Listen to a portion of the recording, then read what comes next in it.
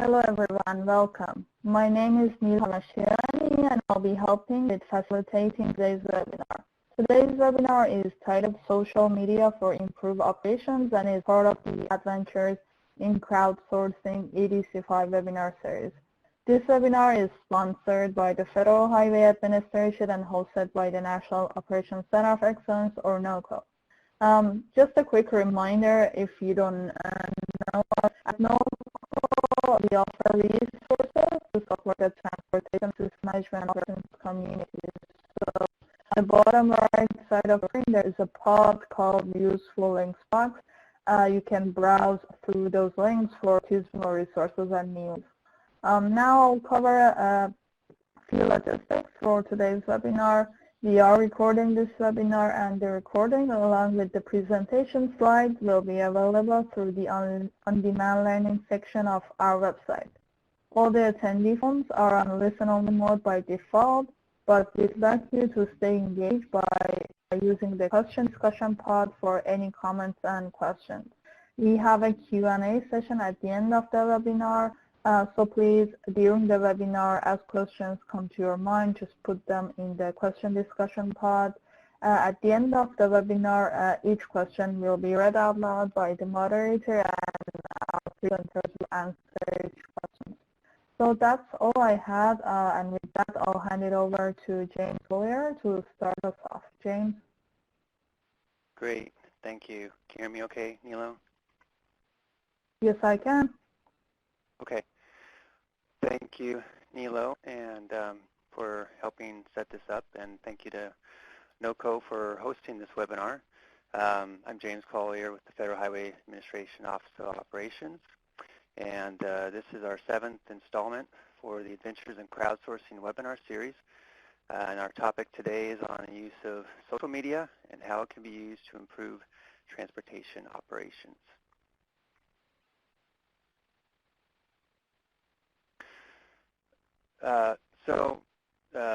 This webinar is brought to you by the FHWA Everyday Counts program, Crowdsourcing for Operations Innovations.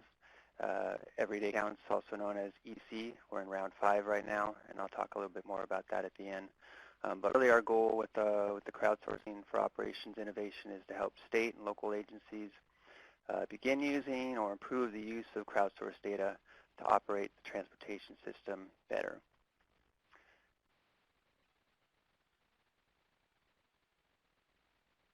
Crowdsourced data, if you've listened to our other webinars, we talked about different application areas within the world of operations, and crowdsourced data from a variety of sources like vehicle probes or state or private sector mobile apps, or social media, which we're talking about today, can really be used and helpful across a whole host of operational application areas, both in real time and for improved planning for operations. And our innovation through the EDC program is focusing heavily on these 6 application areas that you see here. We're seeing a lot of interesting and emerging and good case studies around the country. So the Crowdsourcing for Operations program offers both programmatic and technical support in a list of ways that you see here. We offer virtual workshops, virtual peer exchanges, which we've done a number of both already through the EDC program. We also offer on-site or in-person technical assistance or virtual technical assistance on a case-by-case basis. And another thing we do is webinars, such as this one through our Adventures in Crowdsourcing webinar series. So we have a national team of crowdsourcing for operations experts from FHWA, state DOTs, local agencies, and consultants that are basically we're positioned and ready to help. And I have my contact information at the end that you can contact me to start that. So through the EDC program, many agencies are advancing in their use of crowdsourced data. And this is one way that we are tracking it, I guess. We're working actively with around 30 states right now, and each state has self-identified where they are on the implementation stage, which you see on the left there, from not implementing up to institutionalized. They've identified where they are to start with at the EDC period at the beginning of 2019, their baseline stage, and then their goal stage as far as how much they want to advance. And so there's different categories of advancement. We've categorized them into LEAP, which are states that want to advance 2 stages. There's JUMP states that want to advance 1 stage. There's WALK states that fine where they're at, but they still are requesting some sort of assistance. And then there's STAND states where they are fine where they're at and they're not actively involved in the EDC program. Doesn't mean to say they're not advancing crowdsourcing on their own, though. So within the last year and 5 months, we've seen 10 states advance at least 1 stage. So it's good. There's a lot of advancement going on and a lot of interest in use of crowdsourced data. So on the funding side, it's always good to kickstart an initiative with funding if you can find it. So there are a couple of options through the EDC program. There's a stick incentive program. We can get $100,000 per state Transportation Innovation Council per year to help standardize an innovation. And then there's also the aid demonstration program. We can get up to $1 million per year to deploy an innovation that's not routinely used within your state. So a couple of options, and there's some websites there for more information.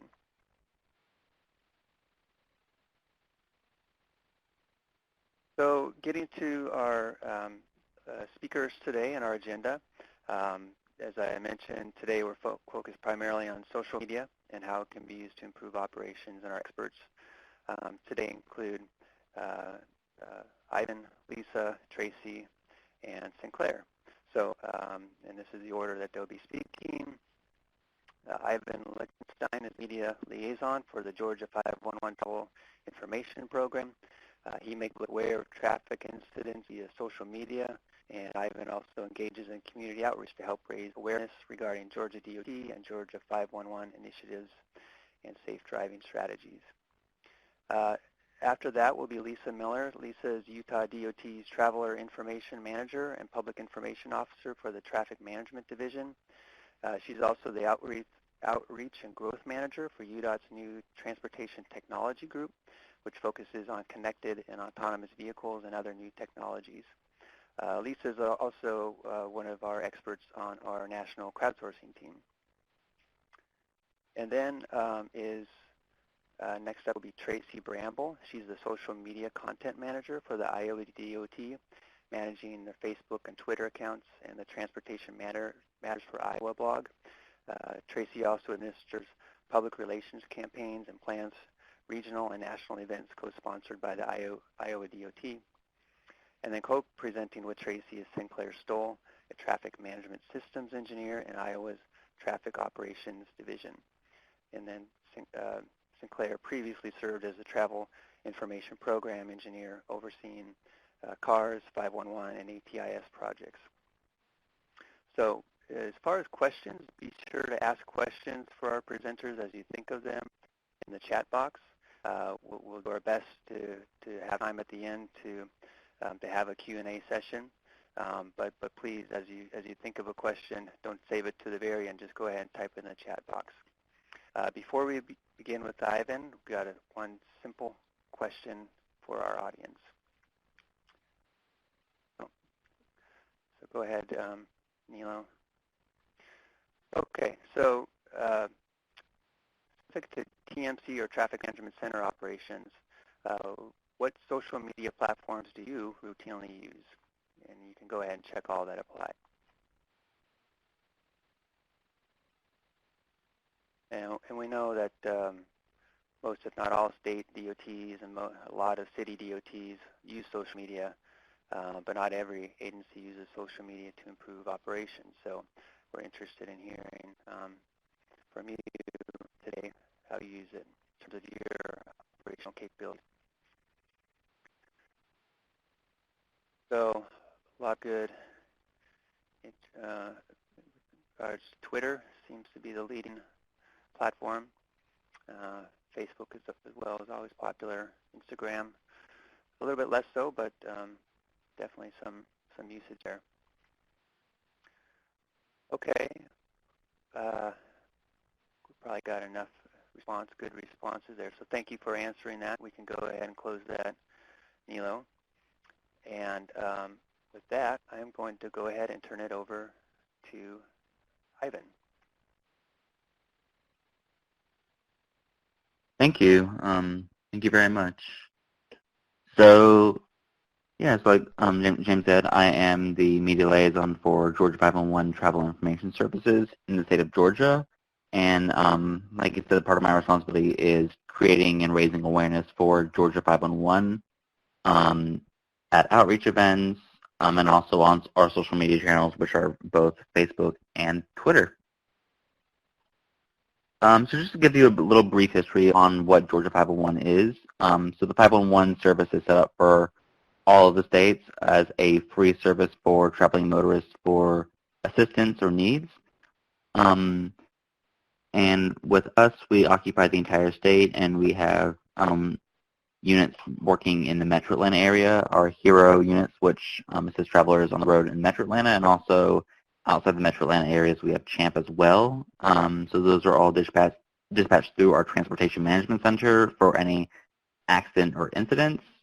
So if we get any major type of accident where it's blocking 3 or 4 lanes and there's a red alert within the state, that's automatically going to be posted on our social media pages. So not only are people notified through the Georgia 511 website, or not only are they notified on our DMS messaging signs out front in front of the interstates, but they're also going to be notified on our Facebook and Twitter page as well. So our intentions with our social media channels is mainly giving traffic information to the public. So what does that mean? So traffic information can range from anything from having it be an accident to having it be construction, lane closures. Those are just brief examples of what giving traffic information to the public is. So one of the ones we do weekly is lane closures and then construction that's going to be happening since the summertime is approaching. That usually does ramp up. So a lot of the information on that will be posted on social media, and that can be information such as, hey, this exit will be closed for construction, this intersection is getting redone, just making the public more aware of that. And one of the things we also do is promote transportation information to the public. So this is a little bit different from accidents and from lane closures and construction. If any type of public house or open house or forum where the public can actually participate is coming up, we let them know about that. So in the state of Georgia, we have the EDC5 project, Georgia 400 project along with that. So a couple months back, we had an event where people can go and talk to people who work for the Georgia Department of Transportation to get more information and insight on what was happening. And so that's one of the events that we were able to actually promote on our Georgia 511 social media page. And another intention we have is connecting with other transportation pages and users linked with Georgia 511. So that includes retweeting tweets, sharing posts, making sure posts align with the Georgia Department of Transportation web pages, sharing information from the NHTSA, the FHWA, especially now in these unprecedented times, we're sharing a lot of information from the CDC as well. But just connecting with different pages, transportation pages, and other users linked with Georgia 511, connecting with them to make not only our social media page have the intention and goal of sharing transportation information, whether it be accidents or information itself, but also making our social media pages more connected with other organizations to get the best information out there. So the picture below is just kind of an example of that. So this is an example of a high red level alert that happened in the state of Georgia. there was already an alert made on the website, so then I got to post this picture to people that every single lane is blocked. Please avoid this area on social media pages, both on Facebook and Twitter. And then you can see alone in our Facebook page, it has a little over 9,000 impressions and a little over 1,000 engagements with that. And you can see the amount of shares, the amount of comments, how people were engaging with it. And this is a really great example of how we were able to provide traffic information to the public while also having them connect with other transportation pages as well to get more information of it. So the importance of our social media is that it helps create space for us in the transportation hub. So this hub can range from a nationwide hub, and it also ranges from our own state hub as well. So within our state, we have the Georgia Department of Transportation. We also do have Georgia 501 itself. We also do have social media channels we follow that are news and radio personalities that also get to see and potentially share content as well. So with all that combined, it gives us the leverage of creating a space in our transportation hub on our socials. And we also help develop smart habits with motorists too. So during a lot of the traffic campaigns that the NHTSA puts out, we're able to provide motorists with information that could benefit them as them knowing that information, but it can also save their lives as well, which is extremely important. Some examples of that include Move Our campaign. We also we recently promoted National Police Week as well. So we do a lot as far as giving drivers safe habits on the road and off the road as well. We also make people less frustrated before heading out onto the road. So the importance of sharing traffic information such as an accident or sharing information such as construction or lane closures means that when you are looking at social media, you can see, okay, this accident's here, this lane closure is going to be there. You're able to see firsthand before you actually get out onto the road, and that reduces your frustration. And that's one of the main reasons why our social media channels here in the state of Georgia for 501 are crucially important. So, growing your space. There are many ways in which you can grow a space on social media in general, but one of the best ways that we've actually grown our space for Georgia 501 is simply just by sharing content. So that can mean content specifically catered to you as a transportation hub page. So that includes content from the Georgia Department of Transportation. This includes content from our other traffic teams, the NHTSA. There's multitudes of channels that we can share content from, but the biggest key goal of doing that is making sure it's timely, whether it's following a line with a certain traffic piece of information, a press release, or if it's following a certain campaign that the NHT is putting on during that time. We also have collaborated with other partners on our page as well. This is including but not limited to organizations such as Road Safe America, Safe Ride America. Specifically, those are just two examples here in the state of Georgia. But just by sharing from the NHTSA, which is a nationally known organization within the transportation division, just sharing that content is also helping grow our page as far as collaboration goes.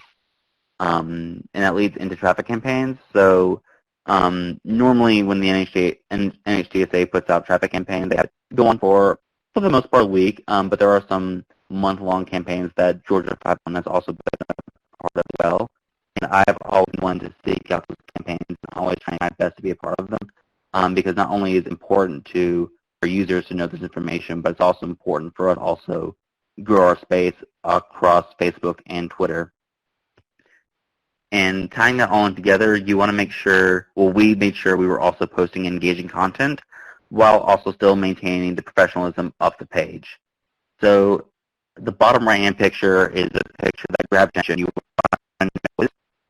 Then the caption for it reads, drive sober or get pulled over. And this is telling people, hey, don't drive drunk, don't drive impaired, make sure you drive sober, or you're going to get pulled over, or even worse consequences can happen as well with that. So we want to post, so this content is really engaging, it catches your eye, but it also maintains our professionalism as providing traffic information and safe driving habits and other transportation campaigns to our public audience.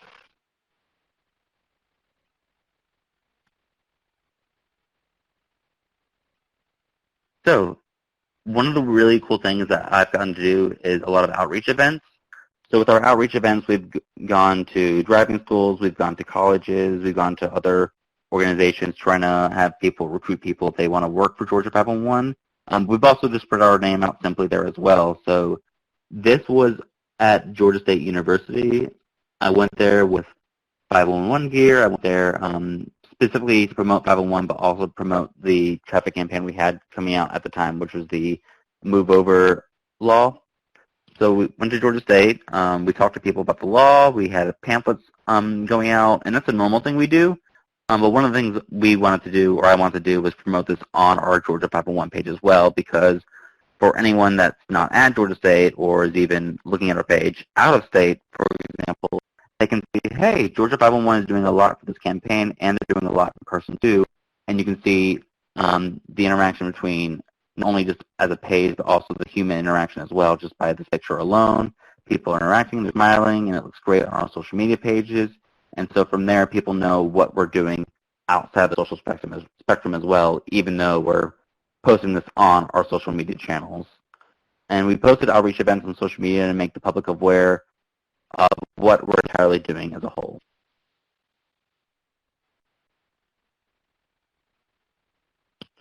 So for reporting traffic, there are many ways this happens as far as it getting onto social media. So normally with our software that we use to actually track incidents and write notes and incidents that happen within the state of Georgia, I have access to that, and you're able to actually go in there and see what incident there is, see how many incidents there are, what level of incident is, so if it's a yellow, orange, which is medium, or a red incident, you'd be posting based on that. And for me, I've actually gone on there, saw a red incident, so the one on the far right-hand side where there's a big fire engulfing everything. That is a red level incident, obviously. So we put that up on social media, and that was from the first slide you saw previously before. And that was all because one of the traffic operators told me about it. I was working at the Transportation Management Center at the time, since I was at home at the time.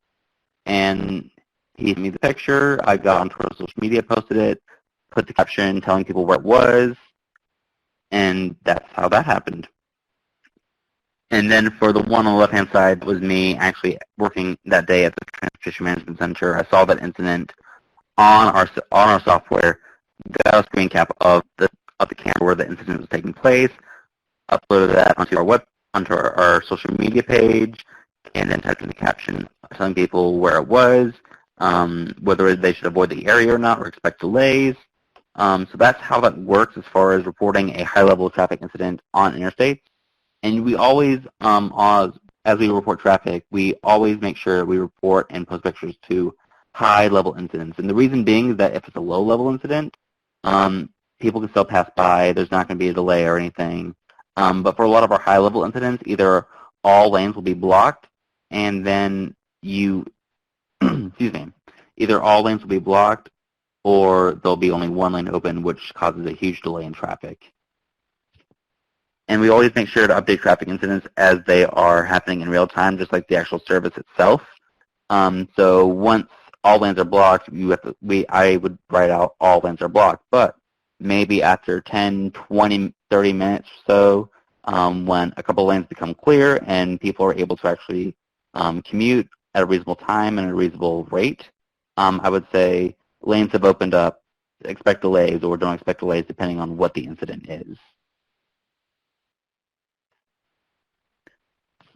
So here are some of the current lessons that we've learned throughout, is that the biggest one is that engaging and relevant content always performs the best. So one of the things is that you want to always document what you're posting, but don't post so much that it's just content that nobody would really care about. It would be content that you'd want to post and that you'd want to see, that's engaging and also informs the public of what's going on. It's not just a bunch of content coming at you at once that has really no meaning to it.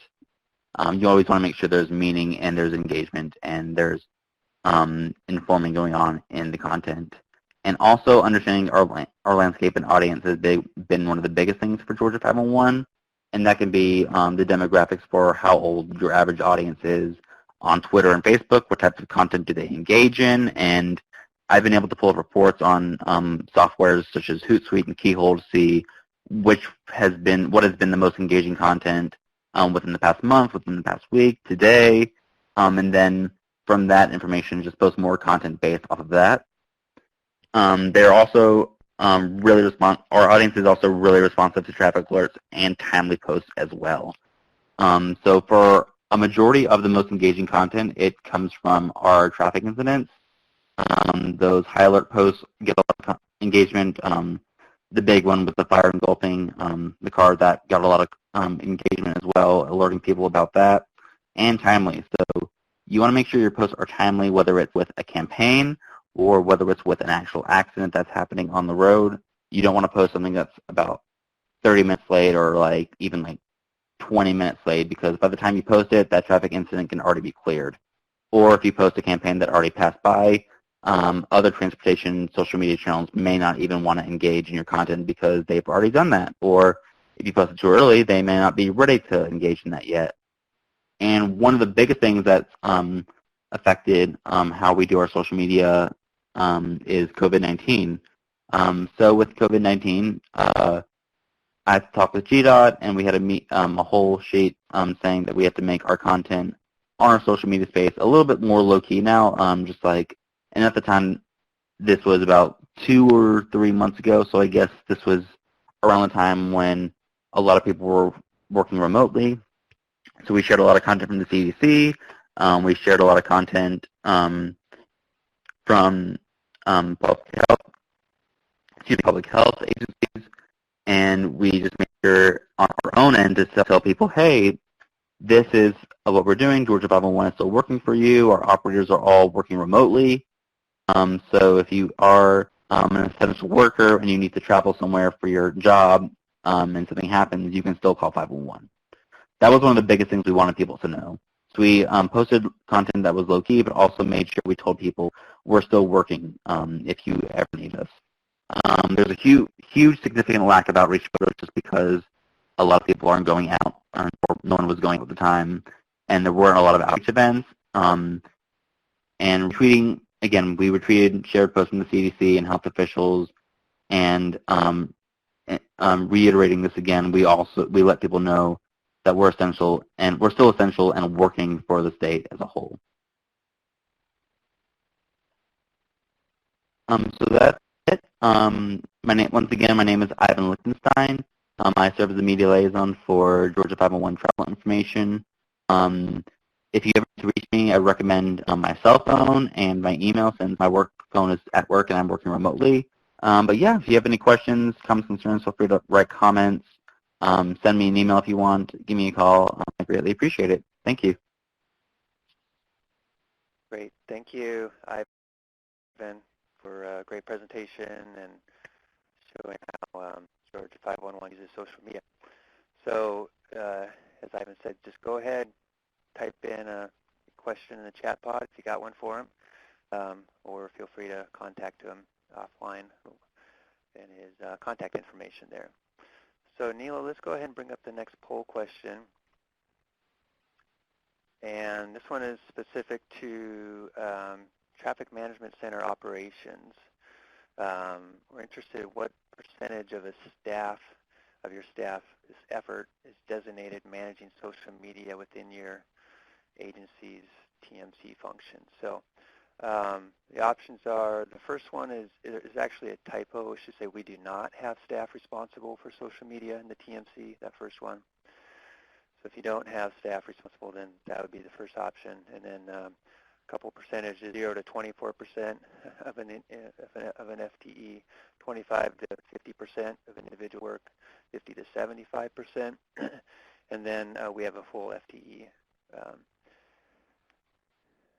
And then the last option is we do not know the answer. So if you can, oh, went off, then came back on. Okay, I see it's back up now. Sorry about that. if you want to enter your answer again, just keep it open a little bit here. It's always interesting to see. It looks like, for the most part, no staff responsible. And then next highest is a fraction, a quarter or so.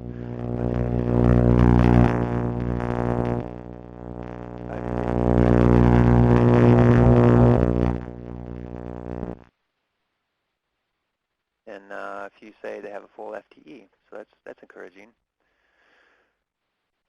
Okay, thank you for responding. If you want to go ahead and close that, Nilo, we will go ahead and go to the next presenter, and I will turn it over to Lisa Miller now for the next presentation. Great, thanks, James. Hope you guys can hear me all right. Good afternoon, everyone, and I'm planning on sharing with you a pretty exciting traffic management story today about a weekend holiday travel incident that happened in a rural part of our state, and this is from a few years ago. And it really highlights the benefits of social media and crowdsourced data, especially as we near Memorial Day weekend, where a lot of families are going to be traveling and hitting the road. A little bit about our UDOT traffic traveler information. We do have a UDOT traffic Twitter feed that is specific to our traffic management center. The Department of Transportation in Utah also has Facebook, Instagram, and several other Twitter accounts for our central office and our regions, but the UDOT traffic screenshot that you see on the right side there is specific to our traffic management center. We started the UDOT traffic Twitter feed in 2011, and we had about 300 followers. It really still is not a two-way conduit of information for sharing. It's partially automated. And we're very much in that previous poll question 0 to 24% range. We have a small amount of one staff person's time dedicated to social media. I would say 24% is probably pretty generous. But we've still really been able to grow the feed to have value for our travelers in Utah to have over 41,000 followers now. Our traffic management center control room in Utah is 24/7, 365. We provide statewide coverage. We don't have regional centers here in Utah. And that staff person that I mentioned is actually one of our first dedicated traveler information operator staff. We did have some of our shift supervisors in the past handling social media kind of on an ad hoc basis. And prior to that, when there were critical incidents throughout the state, then it fell to my responsibility to handle that. But it really works much better to have a traveler information operator focusing specifically on roadwork plans, special events, quality control for control room output, DMS messaging, checks and balances, that sort of thing, and certainly social media monitoring and the information dissemination from the control room. A couple of examples of crowdsourced data in Utah. We do have a partnership with Waze, and we also employ other types of crowdsourced data. And there's active crowdsourced data, there's passive crowdsourced data, and really it's been around, crowdsourced data has been around for many years. It's really not something new. So if your agency isn't harnessing that very important data set and opportunity, you may be missing out. There's really a lot of great info that you can gather there. And as you'll see in this presentation and others, it's very reliable, accurate, timely, and consistent. The Citizen Reporter Program in Utah is an example of active crowdsourced data where trained reporters populate information by an app, of course not while they're driving, but we get really great granular info on the condition of roads throughout the state of Utah. And a lot of our reporters are truck drivers, long-haul, short-haul truck drivers. And it's a great supplement to the existing road weather info that we already have. So let's rewind to a couple of years ago. In Utah, we have a teacher in service weekend that we call the UEA weekend, the Utah Education Association. And each school district picks their own early release weekend, and most families use this time as a 4-day weekend, and they depart Friday and they return Monday. So we see kind of a classic rush out on Friday afternoon and return late Monday. And the box that you see on your screen there, I'm not sure if you can see my pointer, but the orangey box that you see on your screen there is within that box is about 80% of where all Utahns live. It's very much adjacent to Salt Lake City metro area. We call it the Wasatch Front because it's adjacent to the Wasatch Mountains. But once travelers leave that box, they're really in a very rural interstate type of situation, usually 2 lanes in each direction, with the exception of where we have truck climbing lanes on mountain passes. And to compound that very unique daily traffic volume concern, almost everyone is hauling a camper or a trailer that has recreational equipment on it. And the daily traffic volume info that I have in the center of the screen here is pretty small, but you can really tell by the volumes there. Down by the red star, it's about 15,000 vehicles per day, very, very light traffic volumes. Just underneath that orange box, it's about 150,000 cars a day. And then, of course, in the heart of the Salt Lake Valley, we near almost 300,000 cars a day in those areas. So we have a significantly different kind of volume of traffic depending on where you are in the state. Now, Interstate 15 in the Scipio area, this was really not a typical incident for us here. This road work, of course, that caused this incident was routine, and had it not occurred over a holiday weekend, it probably wouldn't have really caused too much of an issue. But as far as it not being a typical incident, we didn't have law enforcement partners that were saying, hey, there's a crash at this milepost, and all of the lanes are blocked. We kind of had to figure it out on our own, which is why it took us a little while to figure out what was going on. When we started receiving reports via social media, which I'll show you in a minute, I believe it's the next slide, our operators in the control room kind of did a double take and said, no way, not on a holiday weekend. It's UEA weekend. There's no way there's a lane closure today. Well, there was. And the volume chart that you see on the right side there, if you've used Google Maps for when a restaurant is open or when a business is the busiest, it's pretty much the same philosophy there, where we have our regular volumes of traffic, but then on top of that, we have those peak volumes relating to the holiday weekend. So we finally kind of start digging in, and this is what we were getting on social media. And thankfully, our traveler information operator at the time, her name was Nicole, she was watching social media kind of in that 0 to 24% of her job, and doing other things, kind of duties as assigned and other tasks. And these started popping up, and you can see by the timestamps, we really knew that there was a problem there, because all of this info was coming in within about a couple of hours of each other. And of course, it's mid-afternoon on that holiday Monday when everybody's coming back. And given the focused nature of the complaints and the pictures that were hopefully tweeted from a passenger perspective, we really saw that there was a big issue going on down here. And it wasn't one person saying that there was an issue. It was really multiple people.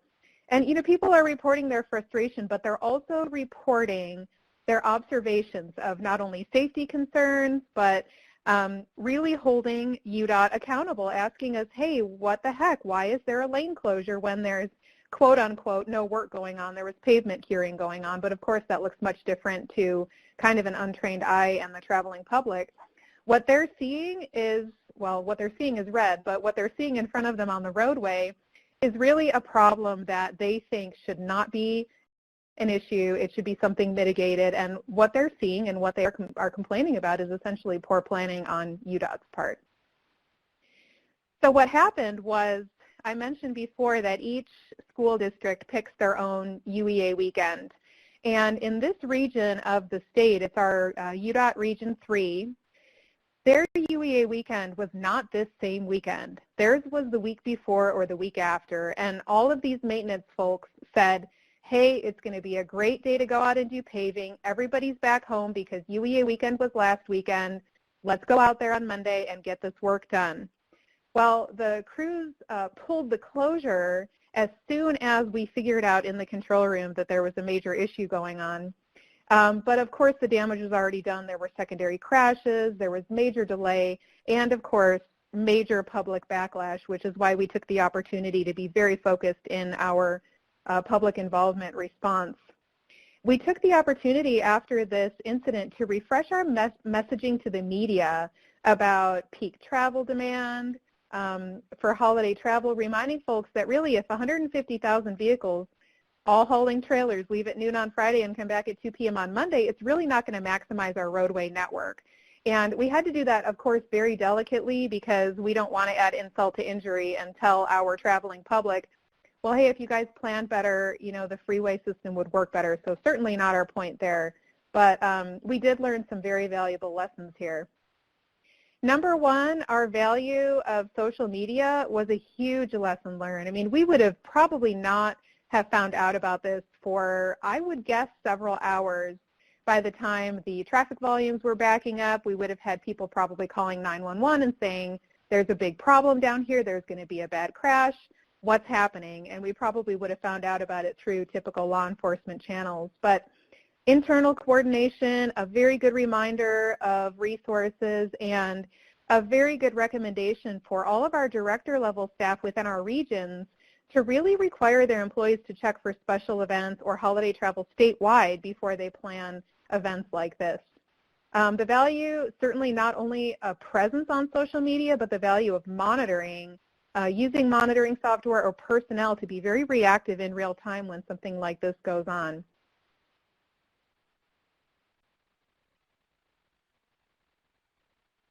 So most folks here are probably familiar with these T-charts, the timeline of an incident, but the integration of crowdsourced data can really cut that T0 to T1 detection number by a significant amount.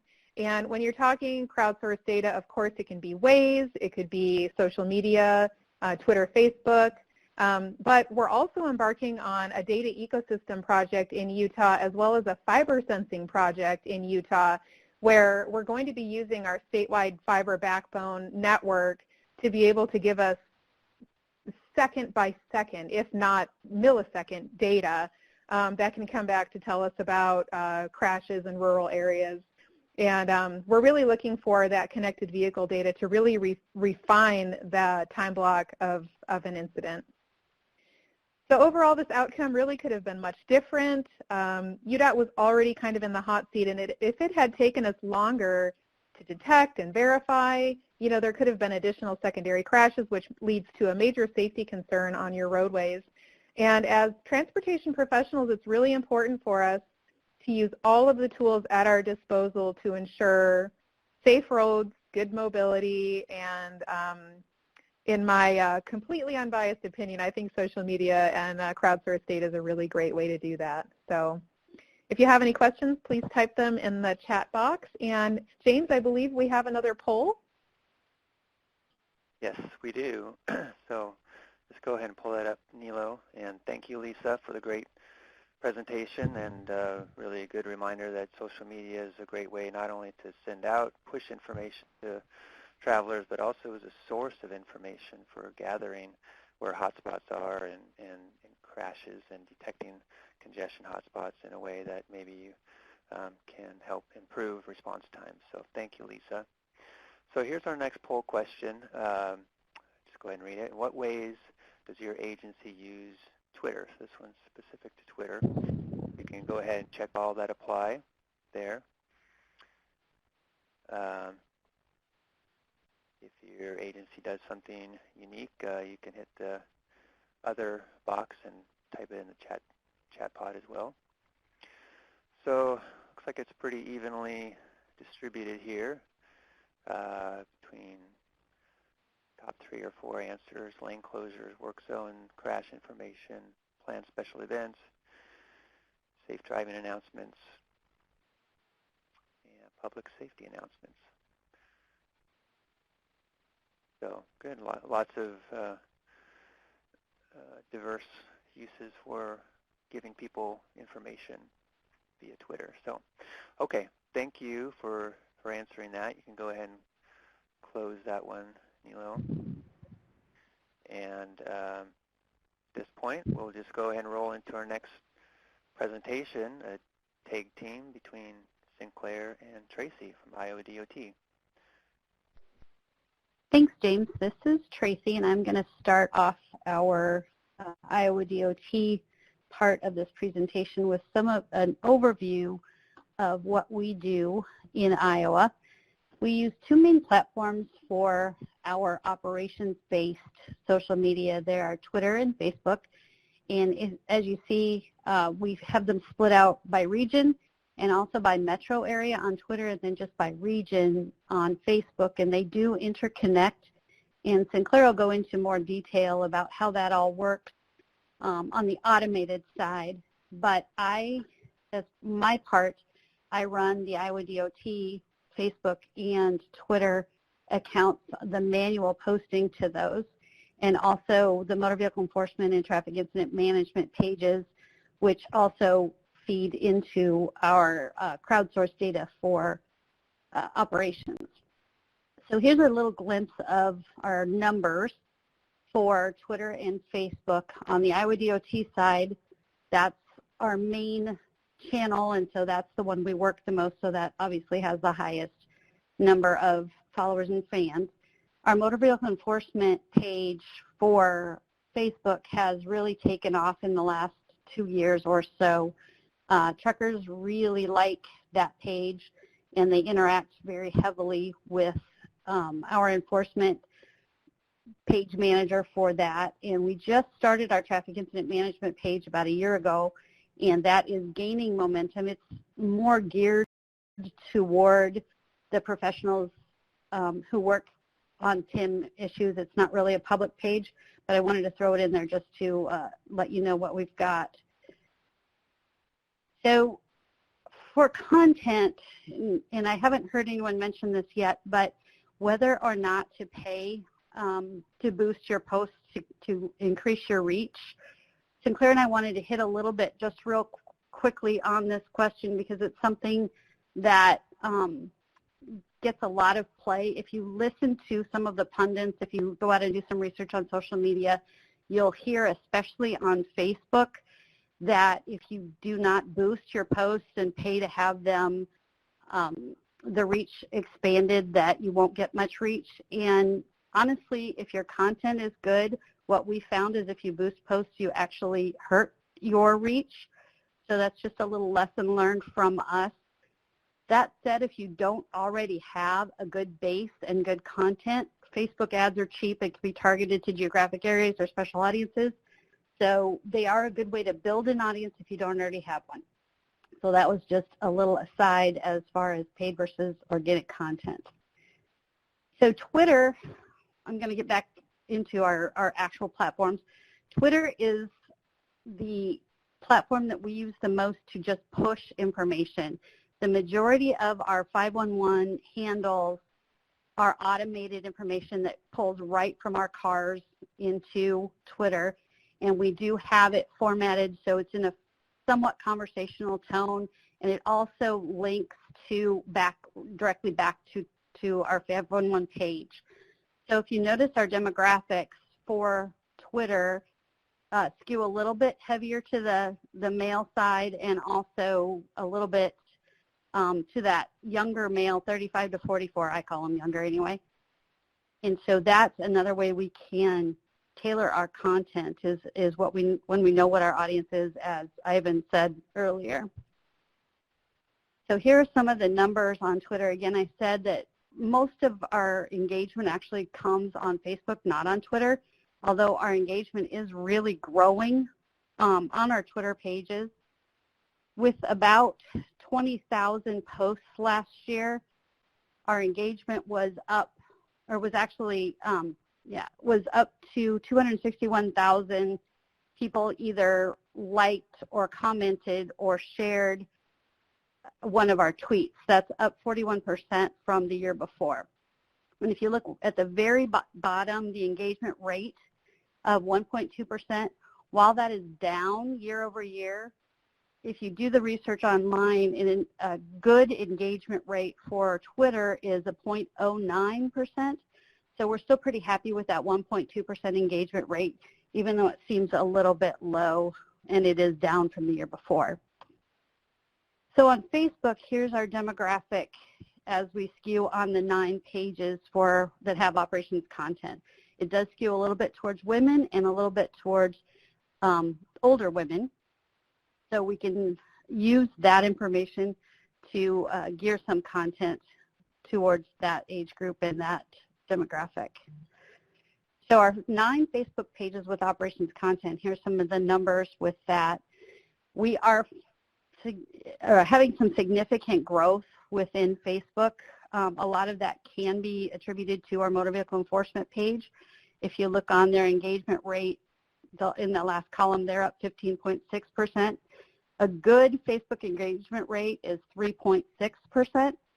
So with our overall engagement of 7.4%, we're still very pleased with that engagement rate. And again, Facebook is where our engagement happens most often. That's where the conversations come into play, especially related to operations. So again, I wanted to just kind of point out this, because if you read online, you may get nervous thinking that Facebook is dying. You'll hear that people are having trouble getting organic reach on Facebook. It really all goes back to your content. If you've got good content, you're going to get engagement, and our numbers kind of prove that out. So how do we manage all of those accounts? You know, we've got those 12 Twitter accounts, 9 Facebook accounts, plus we also have pages that are dedicated to projects. We have 3 major projects in Iowa right now that have their own Facebook pages and do post their own content. The project managers post their own content to those, but we do monitor those also. We use an online system from Sprout Social called Meltwater. Their engagement panel is really all we pay for. They have a whole range of other products, but this one is the one that we use. It does aggregate all of the comments coming into all of your accounts into one stream, and we have found that to be very, very user-friendly. We can also assign different things out. If a comment comes in that we don't know the answer to, we can assign it out to someone else for them to pick it up. We can publish ahead of time. We can schedule posts to go at certain times. We can make repetitive posts. We can do drafts. It's a very, very good product that we appreciate using a lot. And so next, 24/7, 365 coverage is provided at the Iowa DOT through a partnership with our Strategic Communications Group, which I am part of. We have 6 people in our office who are trained to do social media. I do most of that content curation and content management, but then on nights and weekends, our TMC is tasked to answer any incoming questions. And so this is just an example of when a question comes in that is not operations related, the TMC just posts a nice little comment that says somebody will get back to you during the next business day. But if it is related to something that they know about, if there's a crash, if there's a lane closure, whatever, and they are aware, they are authorized to answer those directly and not have to worry about getting with one of the communications people to get that answered. So we have trained our TMC staff basically to be our eyes and ears on off hours. So response time is key to building your credibility on social media. We have a goal of 30-minute response time to any comment that comes in, but as you'll see from Facebook, we are hitting at that 15-minute or less response time right now. This is just an example of someone telling us that there's an issue with a signal.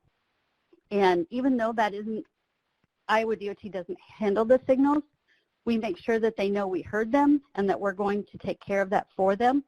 And we try not to just give them information like, oh, well, we don't do that, but you can call this person. We try to tell them and handle that from our side so they don't have to worry.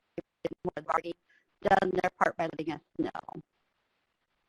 So winter is a big deal in Iowa, and some of our most popular posts are snapshots of our 511 maps, and also we have 900 snowplows in Iowa that are equipped with plow cams out their windshield, and they automatically take photos that we can pull off of 511 and put onto social media.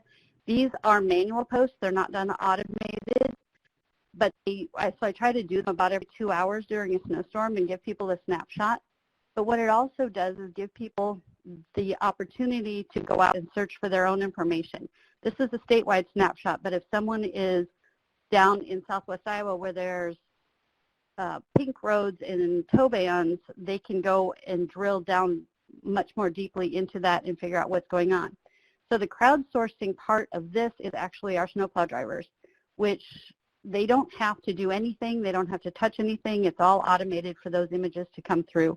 And those have been extremely popular during the winters in Iowa. So with COVID-19, we have been posting a lot of operational changes in Iowa. We do also do driver's licensing through the Iowa DOT. So changes to those procedures have been huge to tell people about on social media. So I just wanted to throw this slide up a little bit with some of the statistics. This particular post from way back in the beginning of the COVID-19 pandemic hit almost 300,000 people. You know, everybody needs a driver's license, and people were starting to panic about how they were going to how we were going to respond. So we just wanted to show, you know, that we're out there, we're working. Here's how this is going to work from now on, and we are currently posting, I would say, 4 to 5 COVID-19 related posts every day on our general Iowa DOT site. And if those are traffic related, which most of them aren't, but if some of them are, then we can post those over into the other accounts. So that's a general overview of 511 social media. Now I'm going to turn it back over to Sinclair to talk specifically about the traveler information part and the crowdsourcing, how that happens. Thanks, Tracy. Hopefully my internet holds up. I got disconnected and kicked off the webinar there, so luckily they got me reinstated just in the nick of time. So if that happens, I'll hopefully be able to keep talking, but somebody might have to do my slides. So yes, as Tracy kind of covered the logistics and the more management of our social media, and I'm just going to handle the technical that part of it, kind of how we do it in relation to 511. So back in December of 2011, so 8.5 years ago, we launched our first 511 Twitter feeds, and I think, if I remember right, that was kind of the, you know, dip your toe in the water thing to see how the social media thing went for the DOT, and it was very much we're just going to push information out and not engagement, which is a little bit, you know, the opposite of what social media is supposed to be. But that was the direction we kind of first went. And then a little bit later, I think maybe like a year or two, we added the Facebook accounts. So just to give you a little background, because this will explain some things in a minute. But in 2018, we went out for an RFP to replace our ATMS and ATIS systems. And last year, around this time, we selected the same vendor that we currently had or previously had for our 511 ATIS system. And then I'm not going to talk about the ATMS because that's not relevant right now. But anyway, so we launched the first phase of 3. We're kind of about in phase 2-ish right now. We kind of have spread things out a little bit, but we launched our first phase of our new website January 22nd of this year. So originally we had, and this will become apparent why I'm explaining this in a minute. But originally we have our full-featured website that's not mobile-friendly, and then we also have a streamlined site that was supposed to be like our low-bandwidth site that doesn't have any frills or bells and whistles kinds of things to it, but it's friendly for lower speed internet. So with our new site, as part of the RP, this new site is now mobile friendly. It's responsive, is what they call. So it's friendly for the desktop. It's friendly for phones, tablets, pretty much any form factor. So as Tracy kind of mentioned, we have all these different sites or accounts, I guess, for the different social media platforms. This is showing kind of a map of how we broke them out, and we broke them out with the regions. They were strategic in looking at metro areas and commuter routes and trying to keep them within our counties. We have 99 counties in Iowa. I know, why couldn't they just get one more, make it an even 100? But anyway, so we have 99 counties, and we split them up by those counties. The metro areas that we have under the Twitter only ones, those are actually, like for the Cedar Falls, Waterloo Metro, those are actually like the actual county that the metro area is in. So it includes a little bit outside of the actual metro area, but that was kind of the easiest way to do it with programming. And you'll see at the bottom of the slide a link that shows if you want to see this and have the links to all of our accounts. That link will show you how to access all of the different social media accounts for 511. So this kind of explains how the process of how we do it. This is all automated except for the manual posts that Tracy and her team will add to it, as she mentioned. So we have in the TMC, and we have one statewide TMC, and right now we're using CARS for the Castle Rock product, which is our condition reporting system that automatically is feeding 511, which goes to the website, to the mobile app, and to the phone system. It also is automatically feeding Twitter and all of those accounts I mentioned before. And then we're using a third-party tool called Deliver It, and that takes the appropriate tweets in Twitter and automatically maps it to the appropriate Facebook account. This was something that was kind of just I found based on, we wanted to have that automatic posting to Facebook, but our vendor at the time, the 511 vendor, didn't have the ability or didn't have that module to do that. So I found a third-party tool that was fairly inexpensive that will take, you can map up different settings and things like that you want, but it's pretty configurable. And so that will automatically post what goes from Twitter to Facebook. Also, with our new system that I was mentioning before, I guess this is part of the ATMS part of it, CARS will no longer be there, and so our 511 system will now be fed from our ATMS data feed. So we're taking out one of the middlemen, so to speak. So the ATMS will then be feeding all of these things automatically again, and we'll actually be getting rid of Deliver It, and we'll organically be feeding Facebook. So we'll have a little more control over the format of those and of what those look like too on Facebook, because you can do a little bit more. So we don't post everything, and we've to Twitter and Facebook, but we've been kind of tweaking it over the years based on feedback and engagement. I work a lot with Tracy and her group, and looking at, do we want to put this out there, or do we need to scale back things, or things like that. So these are kind of just groupings, I guess, of the types of events that we put out there that are, again, these are automatically posted from our 511 system. We do countywide winter towing restrictions. This used to be a manual post and was really time-consuming from our traffic management center and from the social media team. But this last winter, we were able to automate that process, so that was really great, and I know a lot of our internal team was very excited about that. So anyway, so these are county-wide events.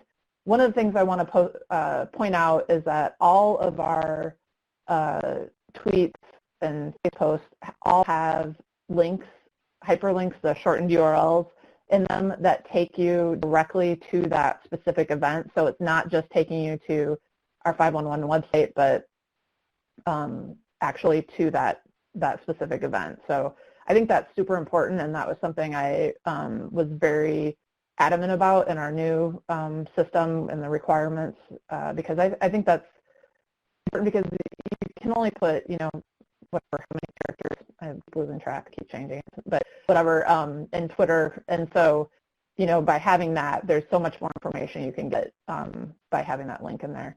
The other thing we do is severe winter road conditions. We don't put all of our road conditions, but the travel not advised, which is one of our, it's really bad out road conditions, and impassable, which is another one that the roads are really bad. So we post those out there. The other ones we don't, just those severe ones. Unplanned events, we don't do all of them, but the higher impacts to traffic, those also go out. In construction, again, we don't do all of them, but we do the higher impacts to traffic, and same with maintenance.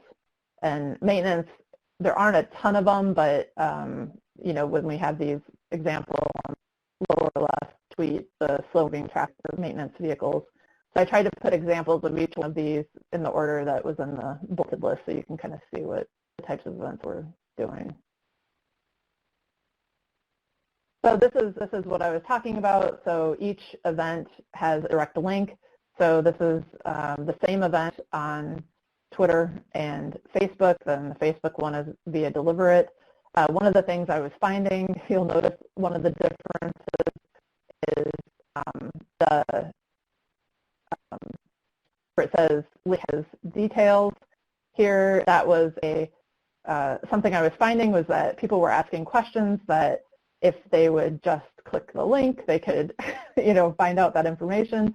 And so this is something that you can do with Deliverate, where you can append or prepend the message that's coming from, like in this case, Twitter. So that was what I ended up doing.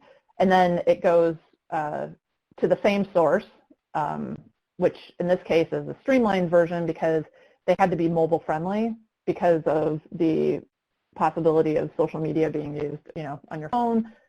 And so it's going to our streamlined site, which it wasn't developed for mobile devices, but it was the most friendly that we have. So I'm really excited for what's going to happen when we get our new site, and that's responsive, and it's better with a dynamic map and everything like that. So this is what this will look like now. I squished it a little bit. It's not quite a mobile device, but probably more like a tablet in this format. But so that's what that will look like. So that's kind of the end of the 511 stuff. I wanted to kind of touch on some things. I know Lisa mentioned this too, but other optional data. A lot of people on here are probably partners with Waze in the Waze for Cities, which was formerly the Connected Citizens program. And we joined that. We were in the first group in 2014. If you don't know, it's a two-way data exchange, and it looks like the arrows didn't quite move over, but anyway, so that's supposed to be double arrow between there. Anyway, so we exchange data to get our 411 data feed, and we get their Waze data. We're filtering that data to only be on our routes, and with certain parameters as far as impacts to traffic. We're not putting debris on the road or things like vehicles stopped on a shoulder, those kinds of things. So right now, the ways that are coming into our traffic management center through what we have like a dashboard tool. It's a homegrown tool that we have that has a lot of notifications and just kind of other management stuff that our ATMS doesn't currently do. And so we developed this tool. And right now, that's how the Waze events are coming in.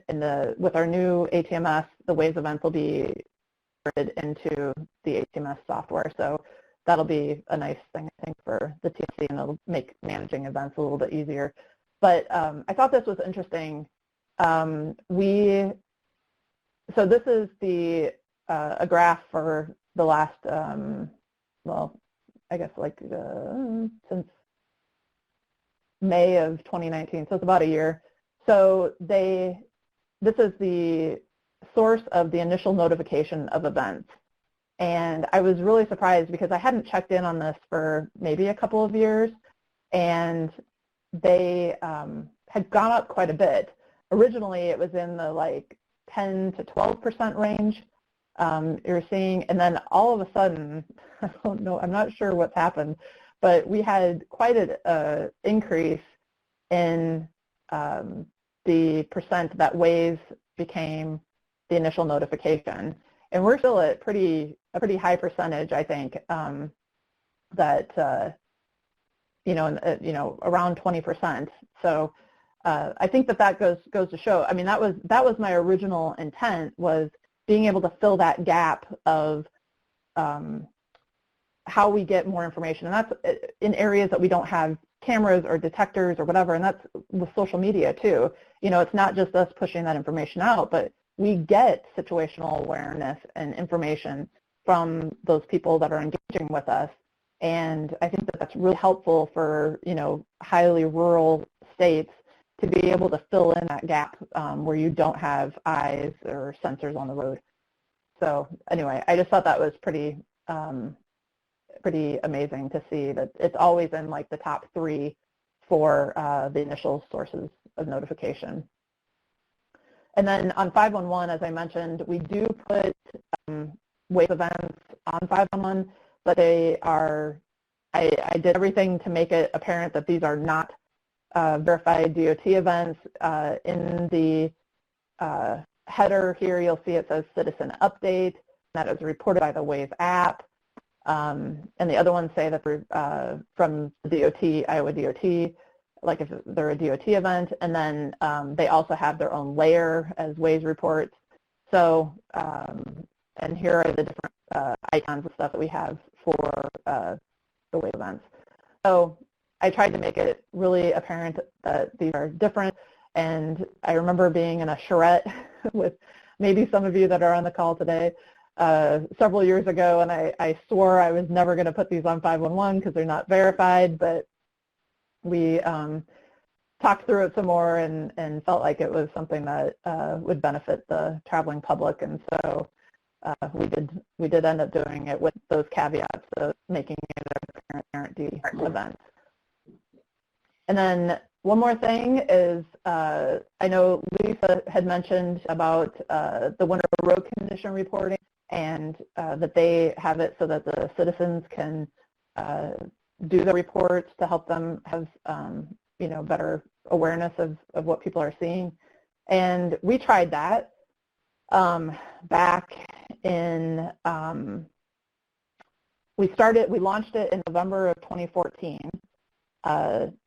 But we kind of did it as it had already been developed for another state, and it was only available on the website. We didn't have an app, which meant they had to, do their drive or their commute, and they and then get to their destination, remember what the conditions were on certain parts of the road, and report it. So there's a latency and accuracy, and I don't know, we didn't get a lot of takers on it, and so after about 3 years, we discontinued that. So that was a no-go for us. But I'm glad it's successful in Utah. And I know some other states too have done it. But that's all I had, and I think I met our time frame there. But here's our contact information for myself and Tracy. And I don't know, I think we have another poll. Or James? Great, thanks you, Sinclair and Tracy. Very innovative stuff you guys are doing with your social media program and integrated into your TMC operations. So great stuff. So at this point, I think we'll go ahead and see. There's been a lot of activity in the chat box, which is good to see. A lot of engagement. Been trying to keep track. I think most, not all, of the questions have been answered.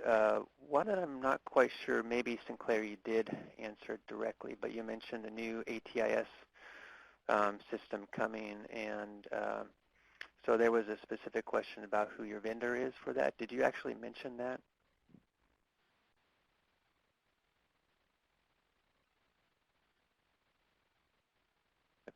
Be for Sinclair or Tracy. You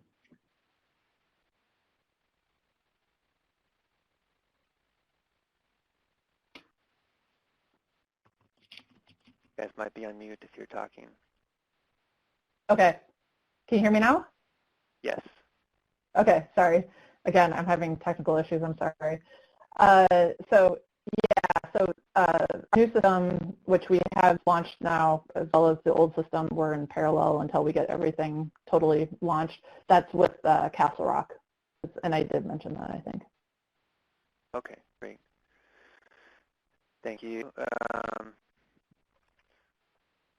One more question just came in. So for Iowa DOD, are the ways incidents that are added to 511 input manually? Nope. It's all done automatically with, we're connected to the data feed and CARS filters those events as to what goes out to 511. So it's all automated. All automated. Okay, great. Okay. Let me pause and see. I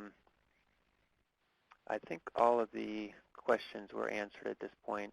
If there's any more questions, feel free to type them in the chat pod. And we'll wait a little bit here in case anyone still wants to type something in. Any of our speakers want to make any additional comments or see any questions directed towards you that you want to give a more full answer for?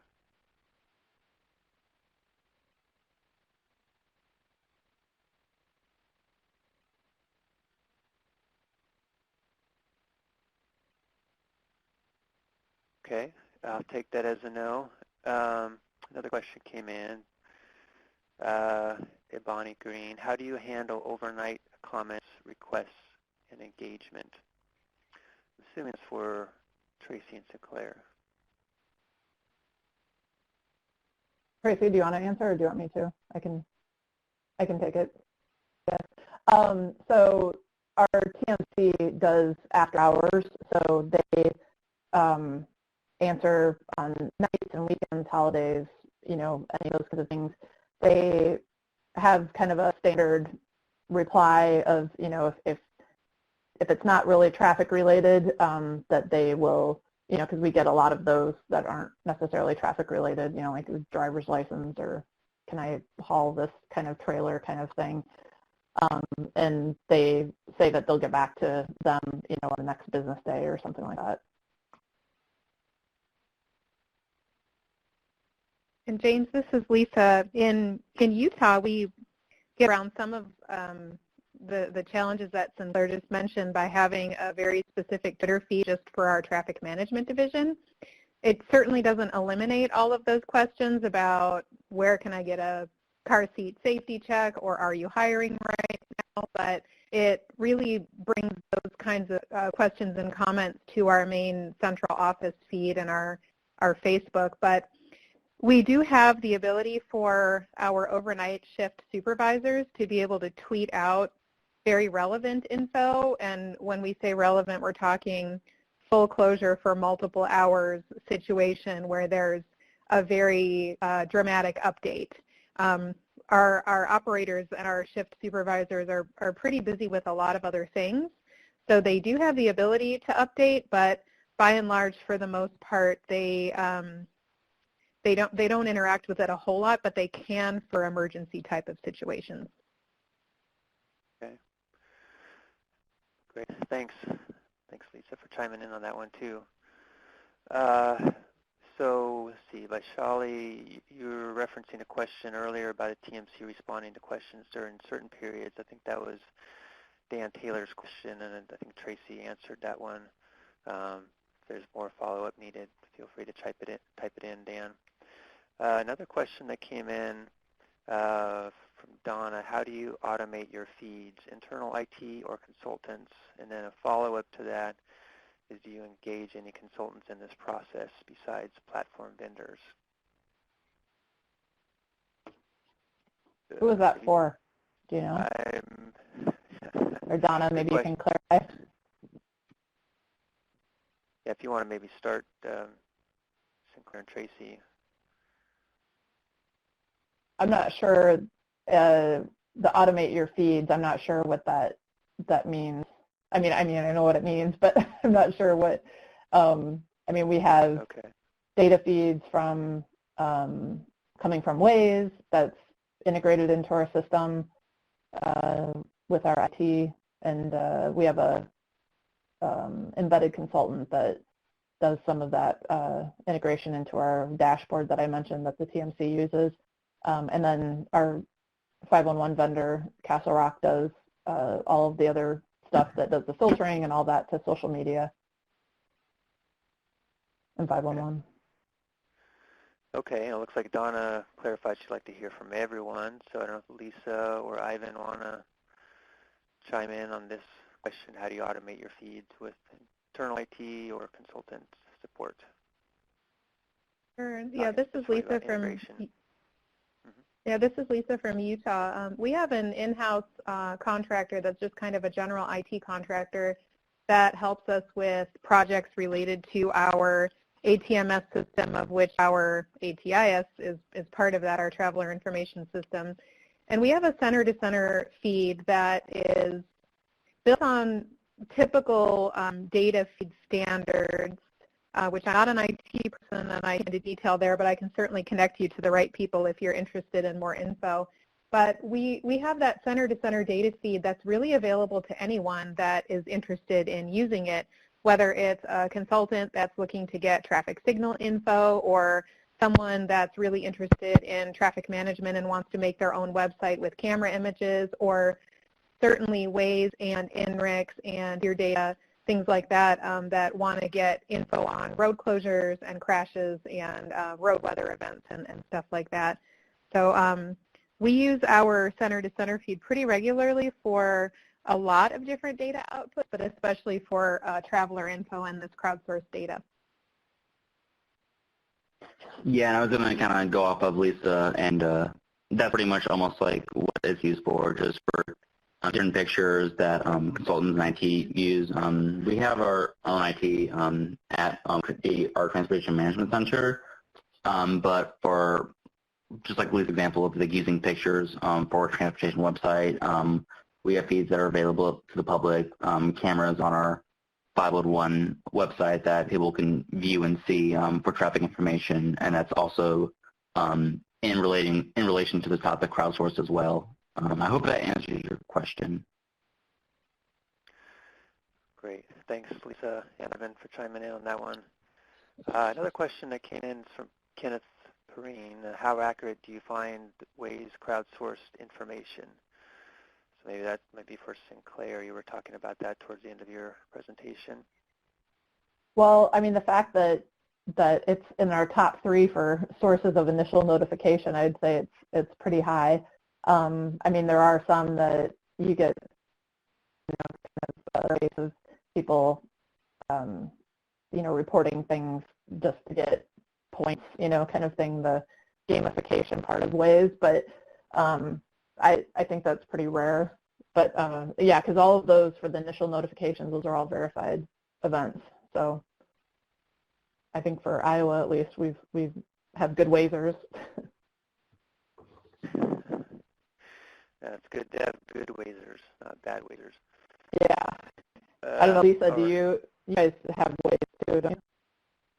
We do, yeah, and we use it a little bit differently. I don't think our Waze partnership is as integrated as you guys are in Iowa, Sinclair, but when it comes to our citizen reporter program, we find that pretty much like Sinclair mentioned, unless there's a very dramatic outlier, people have pretty good intentions when they're reporting, and then when it's something that's really kind of an anomaly and out of character for what you're seeing from other Wazers, it's pretty easy to identify those. And specifically for our citizen reporter program, we have an automated monthly report that comes back, and when a particular user has a certain percentage of reports that are determined to be inaccurate, then we just unclick the button next to their name and they can report all they want, and the data doesn't really go anywhere and doesn't really contribute to anything.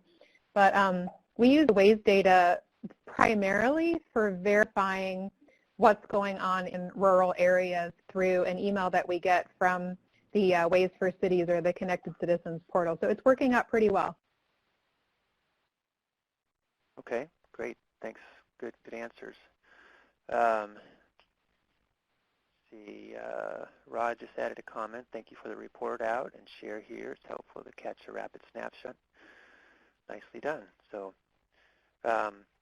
thanks, Rod, for the kudos. So we're just a few minutes left here, and I don't see any new questions. So let's go ahead and close out the chat pod if you can, Nilo. And I apologize if I missed a question that didn't get answered. But I'll have my contact information at the end here as well if you want to do any follow-up. So